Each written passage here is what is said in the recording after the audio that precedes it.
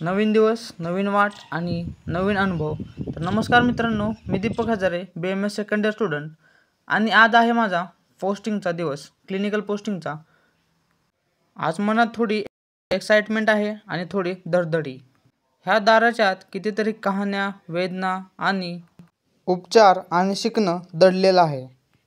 आज हॉस्पिटलमध्ये गेल्यावर सरने आम्हाला हिस्ट्री कशी घ्यायची, पेशंटशी संवाद कसा साधायचा, डायग्नोसिस कसं करायचं, कोणत्या डिसीजला आपण कसं विचारलं पाहिजे, कोणते क्वेश्चन विचारले पाहिजे, हे आज आम्ही आमच्या हॉस्पिटलमध्ये शिकलो.